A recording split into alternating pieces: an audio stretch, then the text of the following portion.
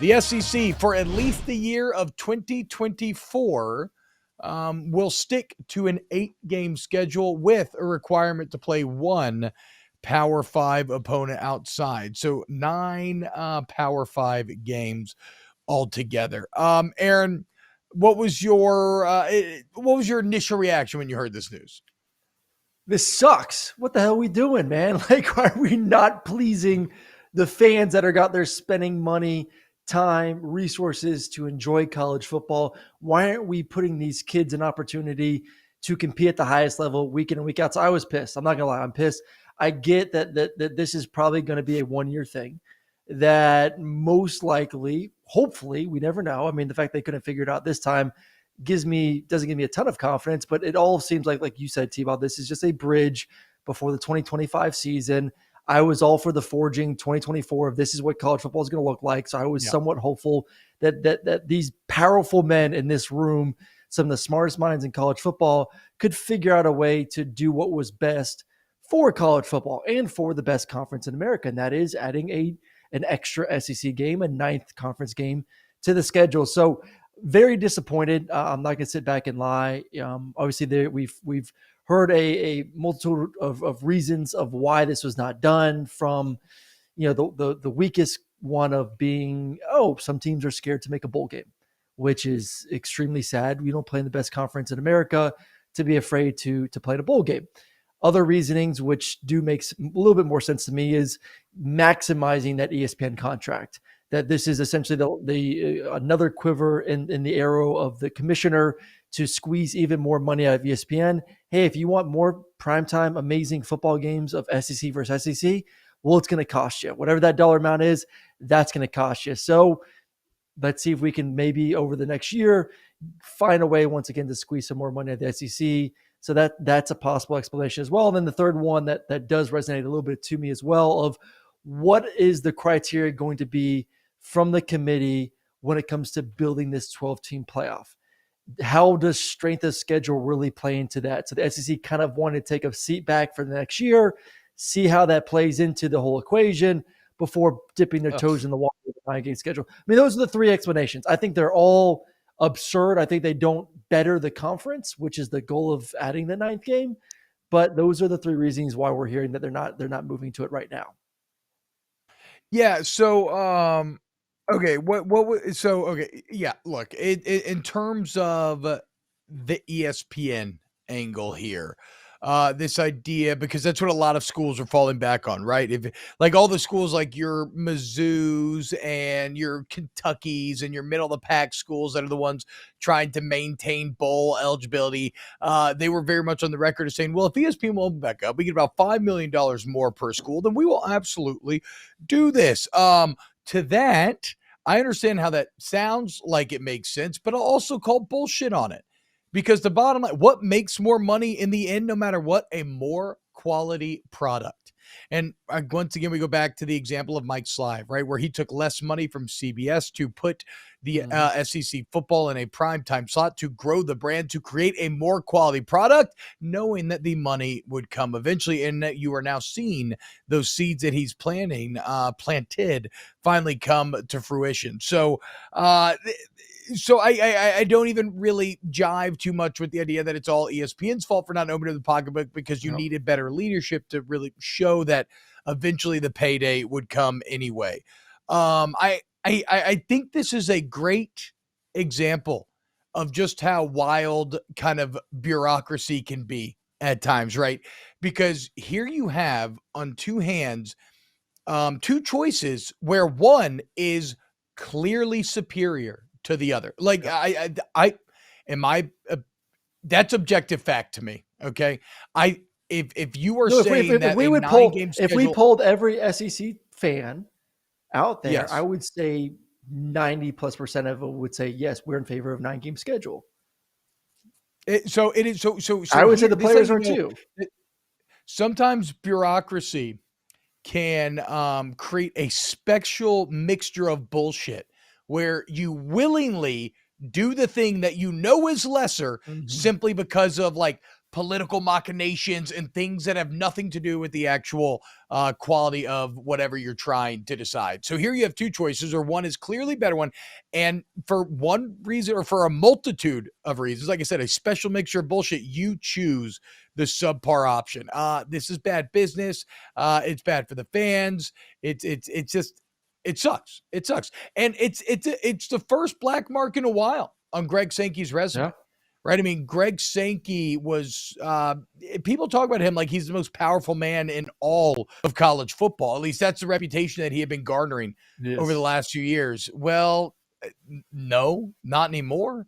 Not even close. The most powerful man in college football would be able to whip 3 more votes to get a simple majority, because don't forget, we're not trying to ratify anything into the Constitution, right? This isn't like don't you need like a super majority, like 2/3 or maybe more? I can't remember from Yeah. social studies Just because need a I only majority. know football. Like we already, yeah, you need a simple majority in the SC. A simple 8-6 vote would have Yep. gotten this passed. So it's bad on Greg Sankey that he couldn't Yep. do what is best for the fans and what is best for the sport. And it's funny because we just had the conversation about who's more powerful nowadays, Nick Saban or Greg Sankey. I had given that title to Greg Sankey, and I was wrong, because ever since Nick came out and started supporting 8 games, it continued to gain more and more Yep. momentum. And well, look, Papa Nick got his way once again.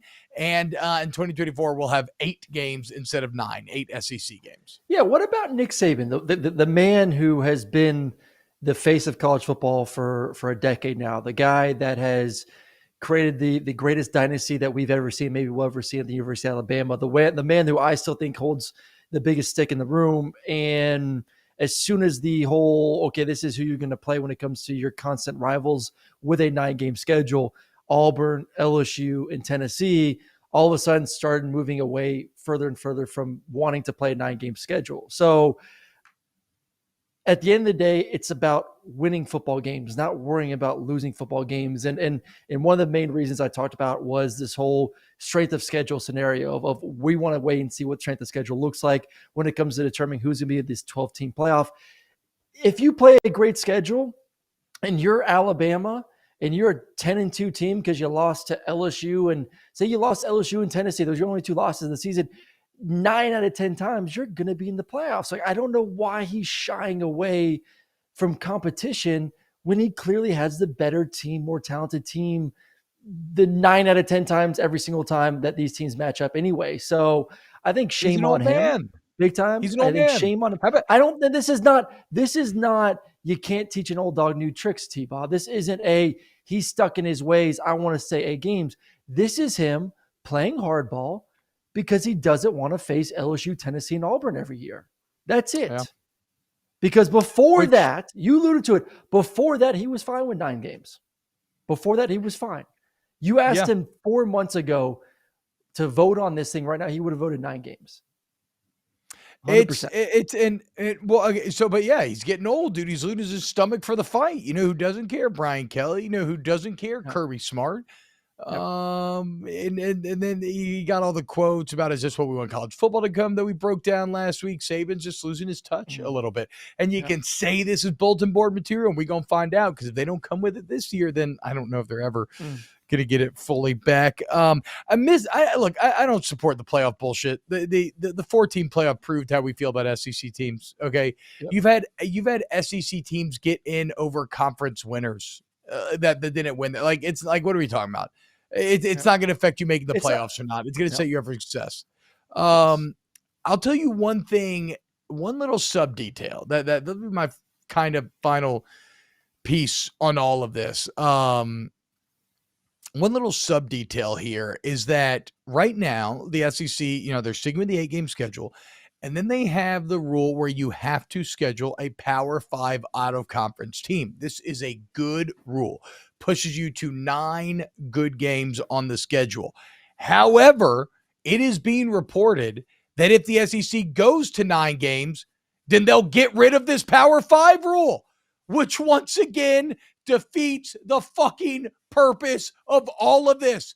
Nobody wants to play cupcake game, y'all. Nobody wants to play. And plus, the SEC, for all they want to pound their chest, actually, they are the softest of the bunch when it comes to challenging yourselves. Here are the amount of teams playing 10 Power 5 opponents in 2023, okay?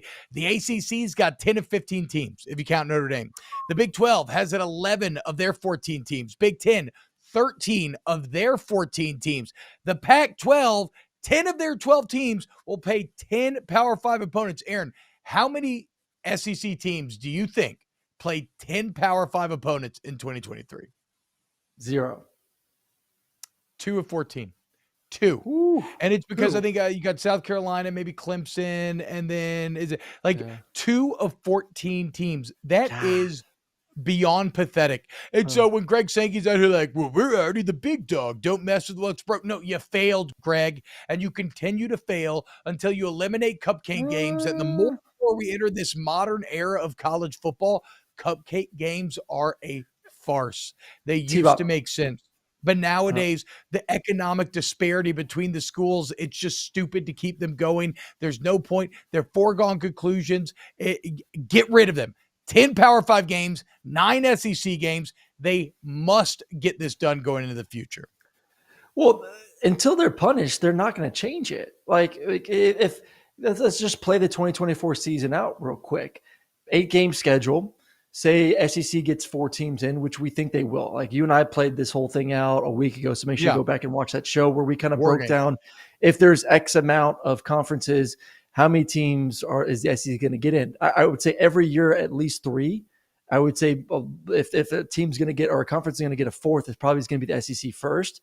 So say 2024, playing an 8-game conference schedule, Georgia, Alabama, LSU, and Texas all get into the college football playoff. At that point, what is the incentive for you if you are the SEC to add a 9th game? Why? No, I think you're not punishing us. Yeah, you're not punishing us unless. And then to me, if I'm saying like if ESPN doesn't want to pony up more money, if we're putting 4 teams into the playoffs, why change something that is working? At the end of the day, I mean, like, do you think SEC doesn't give a damn that we're bitching and moaning on this show? They don't care that the Big 10 or the Big 12 or the ACC are calling the SEC soft. Like, at the end of the day, what matters is wins. 13 of the past 17 national championships, the past 4 national championships. If you get 4 teams in and continue to win the Natty, what is the incentive for them to change? Until the committee punishes the SEC for not playing more big-time football games, why would you change? Look, you are not wrong. And the problem is, in the short term, there is no problem. But to me, it is the flawed logic that this starts to bite you in the long term, right? When do people fall? When do empires fall? When do people lose their spot on top of anything? When they get complacent? They stop trying to improve because, well, we've always done it this way and look how good we've got. No, you need forward-thinking leadership like you had in Mike's Live. And don't let Greg Sankey fucking gaslight you here, okay? Because now they're trying to act like, 8 games was always cool with us, yada, yada. No. He's pissing on us and he's telling us it's raining, okay? He wanted 9 games. He couldn't whip the votes. It's a failure on his part. He wanted 9 games even without ESPN reopening the pocketbook. And if they don't, then you know what we're all going to be cheated out of? We're going to be cheated out of Texas A&M every year. Auburn, Georgia, a rivalry that started like 2 decades before plastic was even South's invented. Oldest rivalry. Literally before sliced bread, and yet we can't have it happen because of some bureaucratic bullshit. It's so again, it's weird because you're not going to suffer short-term consequences, but you will suffer long-term consequences. When you get lazy, you get complacent, you stop growing, that's when you start to die. And so no, it takes a more forward-thinking leadership, and it should have been a heavier hand of leadership, I think, to pull this off. But we'll see. Look, it is a bridge for whatever that is worth. It's just, I think it is the idea like Emil was getting at earlier. Like, I don't hate it, you bridge. You probably moved to 9 after that, and all this is much ado about nothing. But it is kind of pathetic that for 2 years you talked about this. And again, it's a conversation where there's no debate. One choice is clearly superior, and yet you failed to land on that superior choice because of bullshit machinations. Like, that's what's so disappointing about all this. And now we're getting cheated out of some good games too.